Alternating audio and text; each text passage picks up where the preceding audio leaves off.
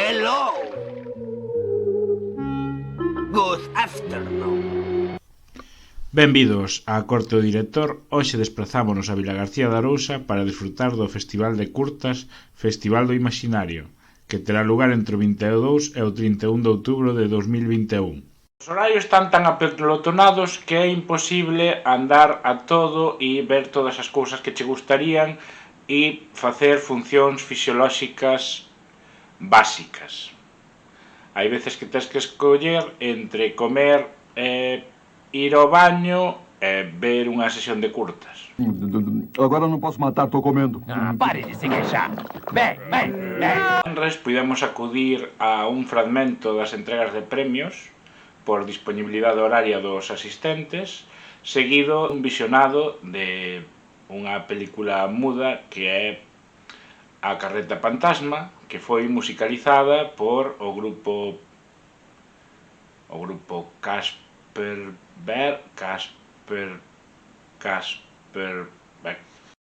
Vedes cando estades nunha clase da universidade e o profesor dice: bueno, hai alumnos erasmos en esta clase, por lo tanto voy a dar la clase en castellano para que se enteren mejor? Pois nesta entrega de premios houve unha frase parecida para presentar as persoas que recoñecían os premios. Desa entrega de premios destaca Daniel Monzón presumindo de El corazón del guerrero, esa película que nos deixa a comunidade friki que xoga a xogos de rol de mesa como uns tremendos psicópatas locos e que a verdade tamén dá unha versión da saúde mental bastante prototípica. Da película muda da Carreta Pantasma destacar esta escena que vos recordará a algo.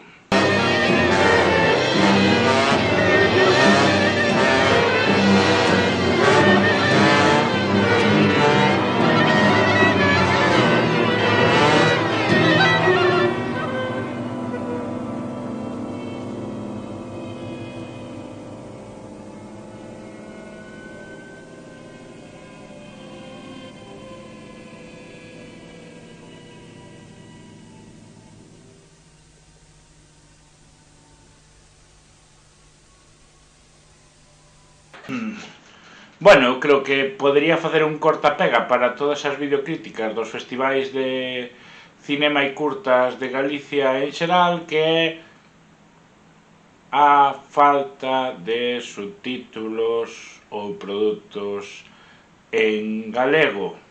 Eu teño fama de ser bastante tocacollón, xa yo aviso. Cala a boca.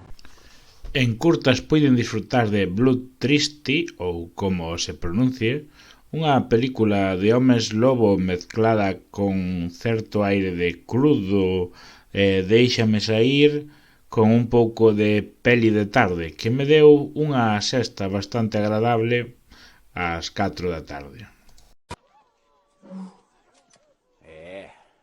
Puiden disfrutar de Bloody Hell, unha nova película. É un refrito de todos os conceptos que nos gustan, chegando a ser unha especie de herdeira espiritual de Evil Dead, onde o personaxe sufre ante a presión dunha familia caníbal en Finlandia, mentres fala consigo mesmo e, bueno, mellor que avisades. Das películas que máis destacou foi The Sadness, unha película completamente brutal sobre vísceras, algo así como zombies, pero que non son zombies porque son personas conscientes do que están a facer, pero que non teñen límite e con unha cantidade de sangre que disfrutaría calquer persona aficionada a altas cantidades de sangre. Toma! Pai, você matou o zumbi Flanders! Ele era um zumbi. Tumba para tres foi unha experiencia arxentina de humor negro misturado con certa retranca arxentina, porque sí, parecía unha cousa bastante retranqueira, onde un grupo de mafiosos ten que resolver un problema e lles van pasando movida tras movida. Un rollo moi tarantinesco, aínda que hai a aparición de dúas rapazas sen explicación algunha e que funcionan bastante como unha especie de deus ex máquina innecesario. Eu quero ver como segue. Cometín o erro de acudir ás curtas documentais, nas que puiden ver un documental sobre tartarugas en... Sí, tartarugas. Tartarugas en África, que tiña de bonito que falaban da diversidade cultural dos diferentes países e de como para obter información tiñan que usar diferentes tipos de idiomas, pero eran tartarugas no deserto. Tamén había un sobre Auschwitz, un tema pouco documentado en documentais, e dous documentais que me chamaron bastante a atención, un sobre o wolframio en Galicia e outro sobre os campos de concentración en Galicia, que merecen moito a pena. Homer, acorde! Está na hora do café! En curtas puidemos disfrutar dunha exposición de produtos orixinais relacionados cos Gremlins, cartaces de películas feitas por Joe Dante nos anos 80 e outros produtos derivados do mundo dos Gremlins. Pegue este objeto, mas cuidado, ele leva uma terrível maldição. Isso é mal. Mas vem com gelogurte grátis. Isso é bom. O gelogurte também é maldito. Isso é mal. Mas pode escolher a tampa. Isso é bom. As tampas contêm benzonato de potássio, isso é mal. Muito mal. Dos cómics, unha das pezas máis destacadas son a obra de Belén Ortega, debuxante e ilustradora. Belén Ortega tamén é coñecida por ser acosada por internet por crear un Robin bisexual, que iso atenta moito ao concepto de Robin, polo visto.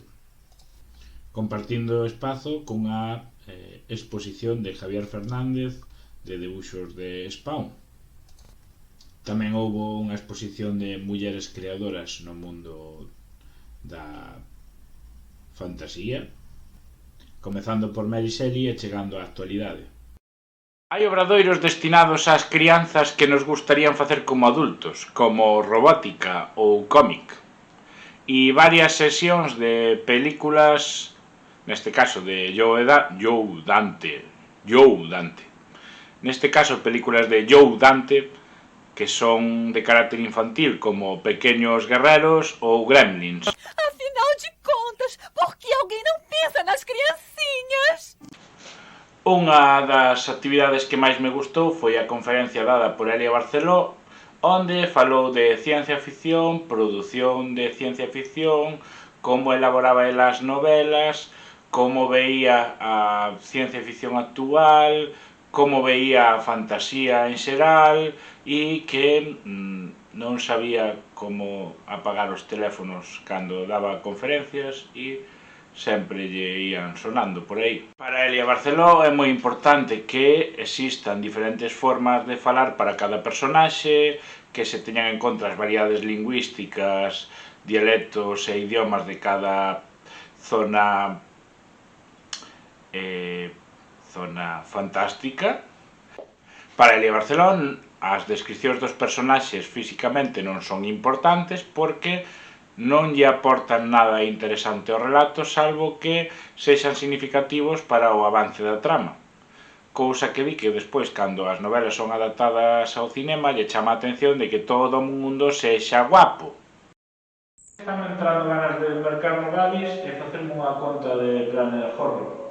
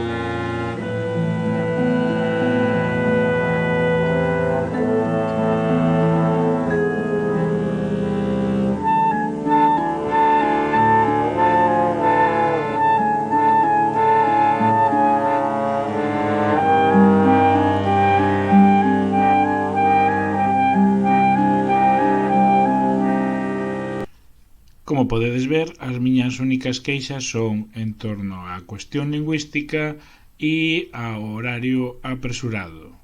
Apresurado no sentido de que é imposible poder asistir a todo e ser unha persona con traballo, vida e funcións fisiolóxicas básicas. Outro elemento a destacar é que o Festival de Curtas é completamente gratuito.